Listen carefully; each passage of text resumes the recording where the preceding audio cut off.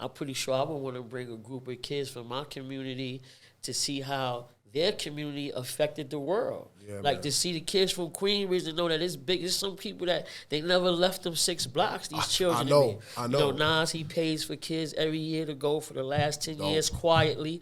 They go to skiing every year.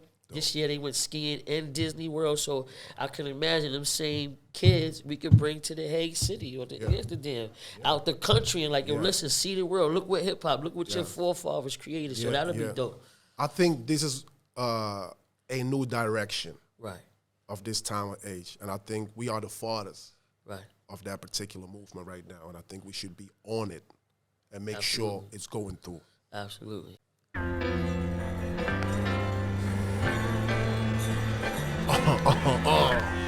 Yes.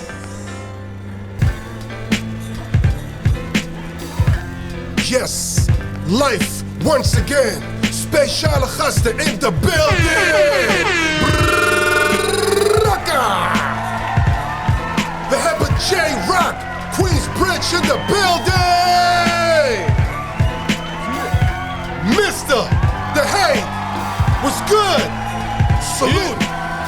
Shit, let's get it. Ik zie veel van jullie daar buiten met heel veel podcasten over mijn cultuur, hiphop. Maar weet, je bent de gast, zelfs bij mij. Nou, JaRock, welcome.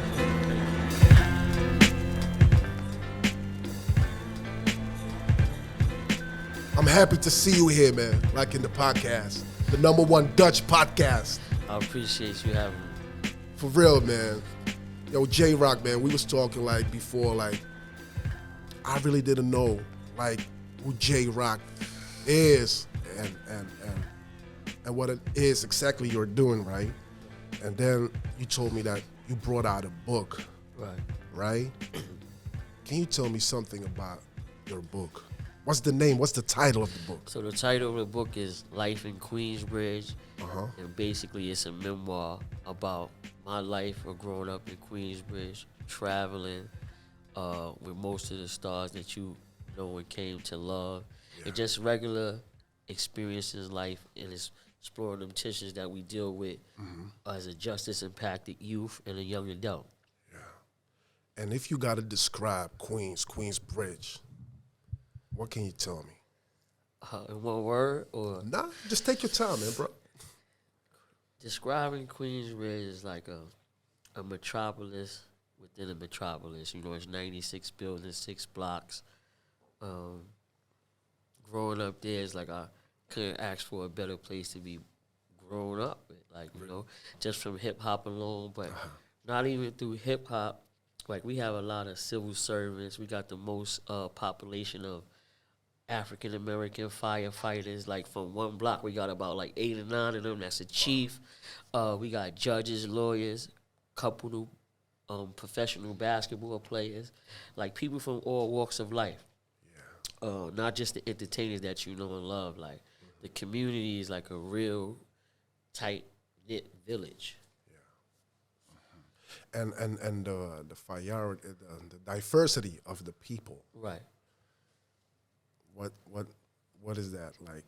You have Nigerian people, No.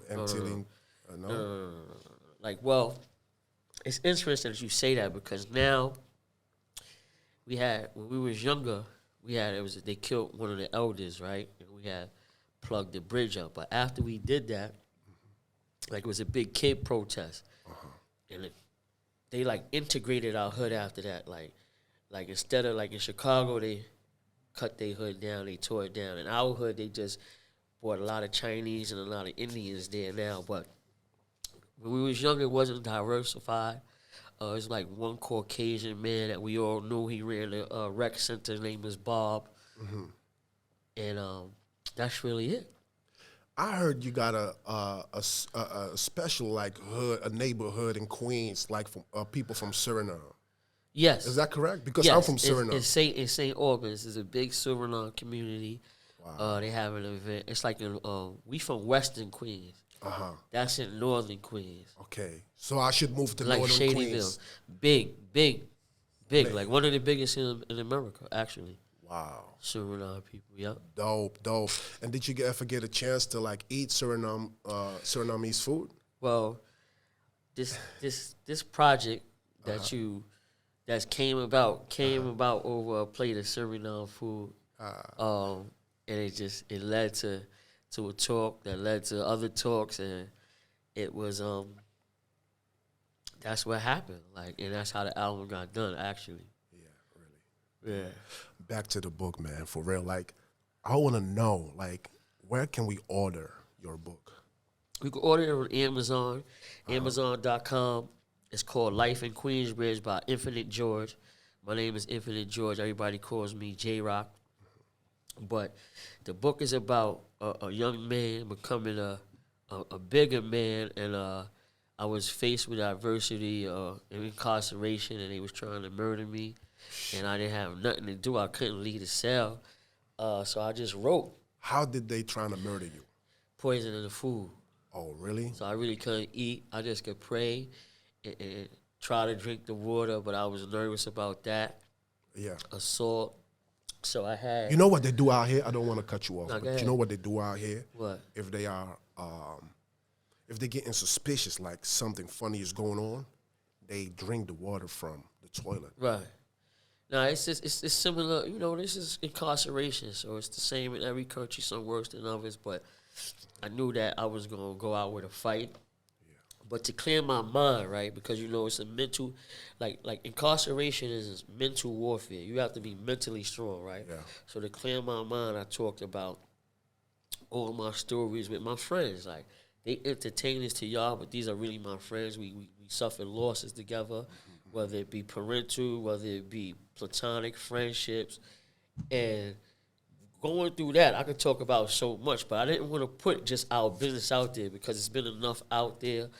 We are past that. We are men now. People have children. And we're more than just meets the eye. Yeah. So I wrote the book, and it's just like a mental health story because you need to know if you face with certain adversities, you need to know how to navigate those adversities. Yeah. Like, I watch people that didn't make it out that situation because they wasn't mentally strong enough.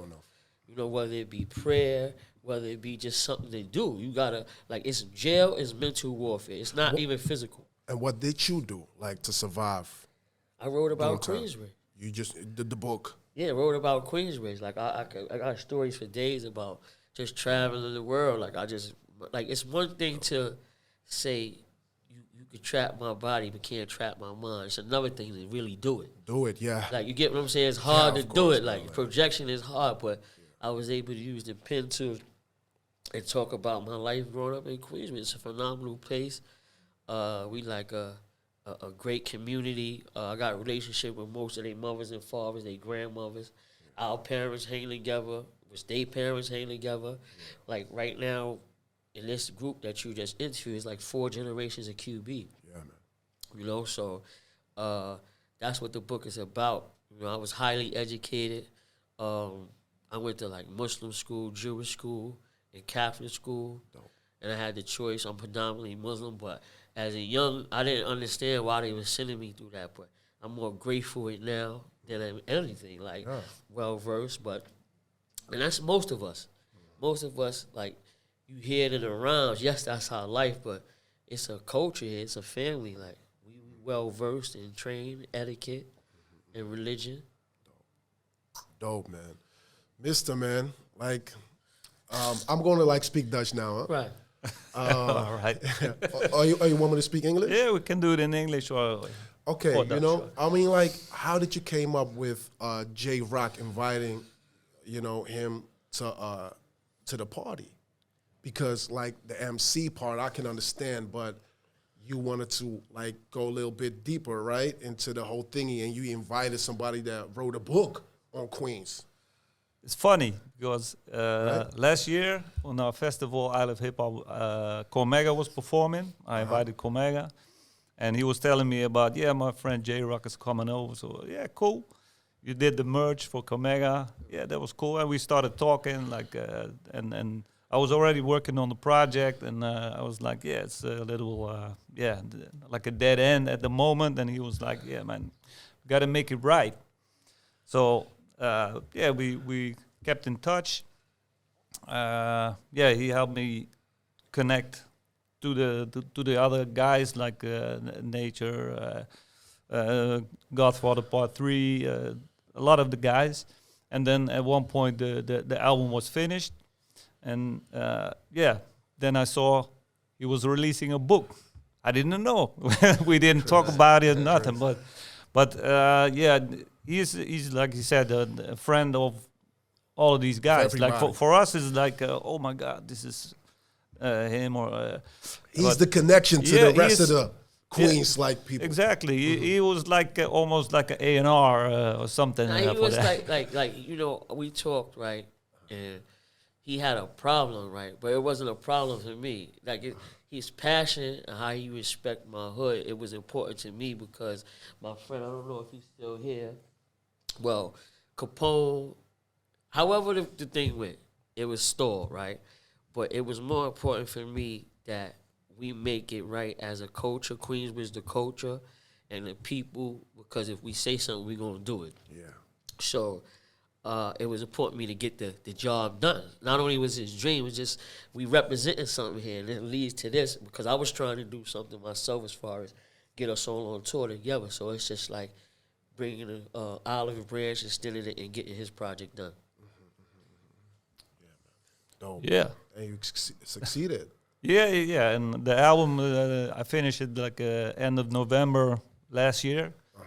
Been pumping it like almost every day, and still really excited about it. And for me, yeah, I could have put it online, like, okay, go stream it and then let it go. But for me, it's important, like you said it yourself, like the physical form. Yeah, you got to the vinyl. Present. I'm a vinyl DJ, so I need this on vinyl. And then it kind of, got out of hand. We were talking, I was applying for some funds, and I told him, like, I'm planning something, nothing like set yet, but we could make something work. And then the funding was approved, and then we were talking like, we should do like the release in the Hague, because it's like the big bridge from Queensbridge to the Hague City.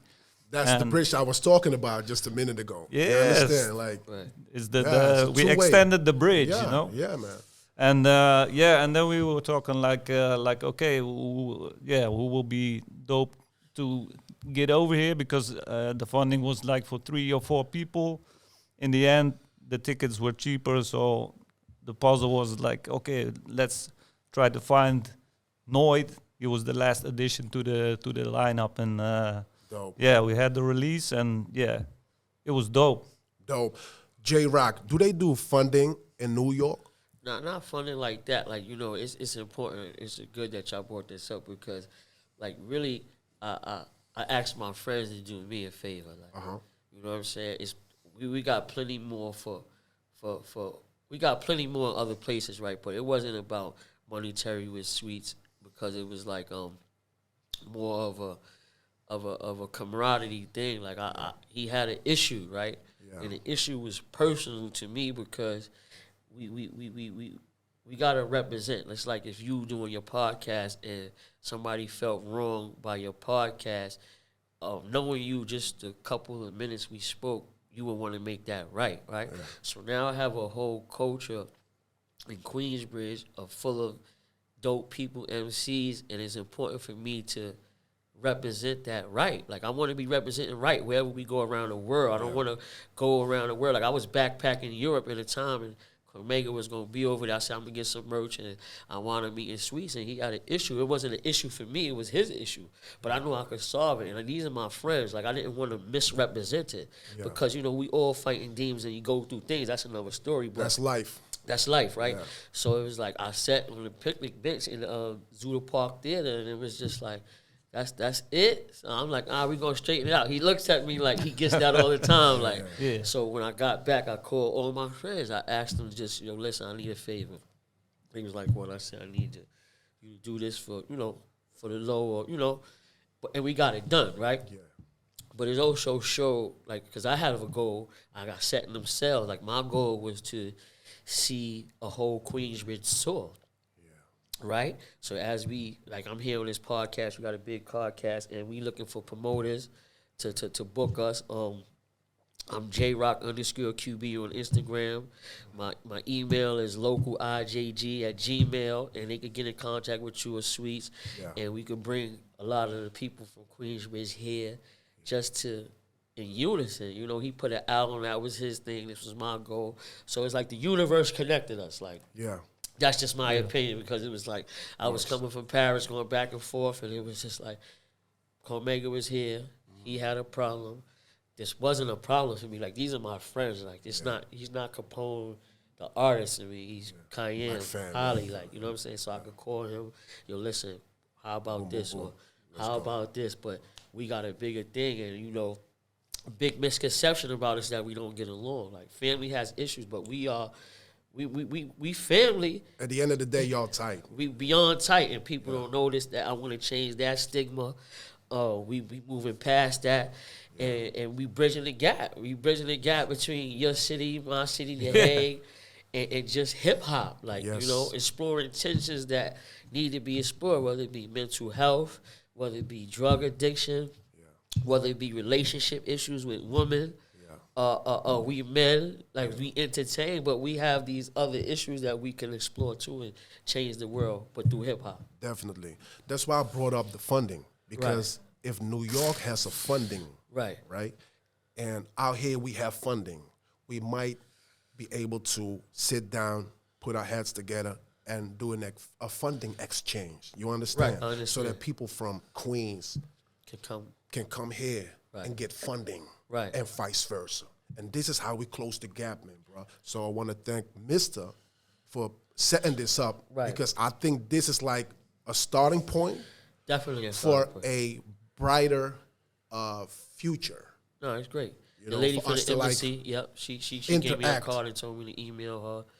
And things like that. So that's dope. Yeah, man. I think we should do it. I think you open up an important door. Yeah, and it's like you said, like the U.S. Embassy supported this the release with a small grant, and that's why we could do this. And so in fact, it all makes sense, right? You know, because why would I dig deep down in my pockets, trying to finance all of this shit all by myself while I can get a funding?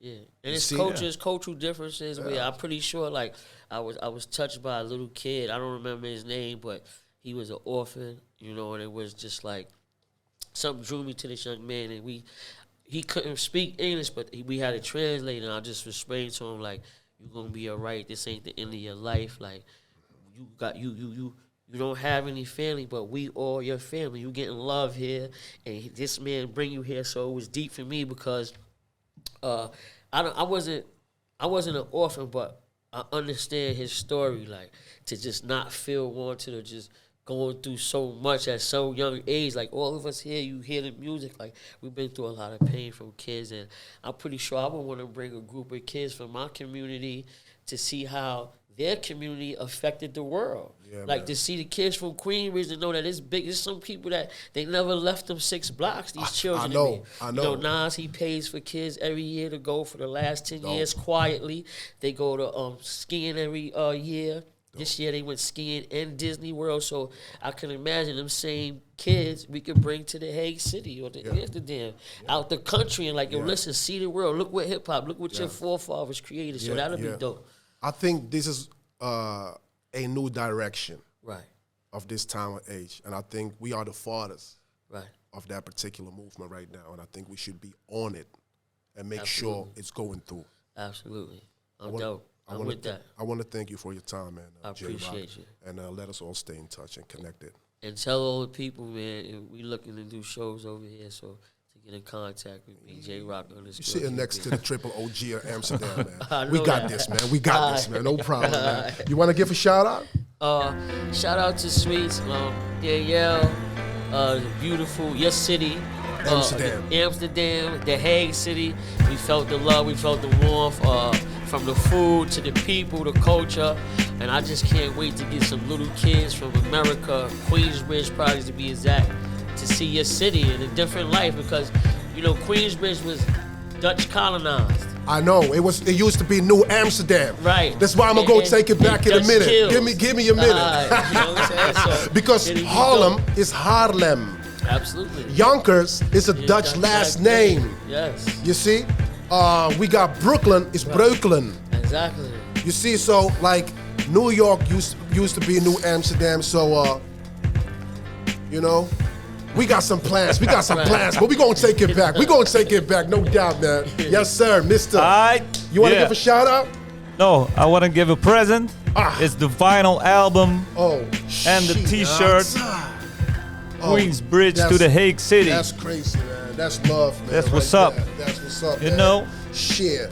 And now everybody, like the people who are here right now present, I need y'all to sign this motherfucker. I need y'all to sign this. Yes, sir. Yes, but I also want to give some shout outs. Was a joke. Give me a Of course, shout-out. Danielle, my wife. Everybody who worked on the album, of course, all the artists. JaRock, big shout out for being the connector and keeping the spirit alive for the Queensbridge to the Hague City, the extended bridge, you know. Yes, sir. So, and of course, SugaCane. Yes, sir. Yeah. En ik wil een shout-out geven aan JaRock. I'm a partner in Shine, Elias. He did a shout-out, right? Why you did shout-outs? Yeah. Yeah, he did. Oh my man, you fucking up my flow. Shit, never mind. We still shine. Ik wil een shout-out geven van Amsterdam, Rotterdam, Den Haag, Utrecht, Almere. All over the land of the Dutch. And remember, we cannot be touched. Het is de #1 NL Hiphop podcast, de Doofpod, waar er in niemand anders dan behalve in onszelf geloofd wordt. All praises due to the Most High. En blijven jullie mijn stilo kopiëren. Blijven jullie gewoon die bars maar spitten wanneer jullie zien dat ik bars ga spitten. Blijf ook internationale gasten uitnodigen in jullie podcast. Dan doen jullie precies zoals hoe papa SugaCane het doet. Love first. Brakka, brakka, brakka. Cheer.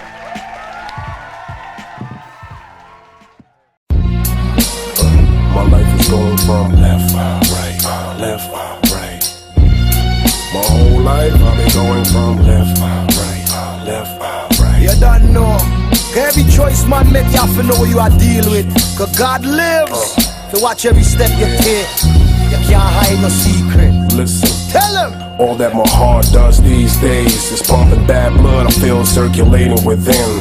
Death's in the air, whispering, contemplating my sin. Amplified thoughts I'd rather see blow with the wind. Knowing the gin, he justify anything, whatever the case. But in this case, I might catch a case. My baby starving, he needs to be breastfed. The nigga stay crying, there's no milk in her breast left. Cover both my ears, can't cope the stress. Visions of cocking it back and hope for the best. Kiss the sky, running your rest with my gun in my vest. So for the love to wake up comfortably with my son on my chest. Never something I choose, got nothing to lose. At least that's how I feel. God's will overpower still. I hit the door and run till I can't no more. But the more that I run, I see it's God who I'm running from. I'm trying to escape from reality, but somehow it pulls me back in. It pulls me right back. I'm starting to believe misery is the eternal destiny I'm trapped in. I'm feeling so trapped. I'm trying to escape from reality, but somehow it pulls me back in. I don't wanna go back. I'm starting to believe misery is the eternal destiny I'm trapped in. Yeah. Stay. My life is going from left, right, left, right. My whole life I've been going from left, right.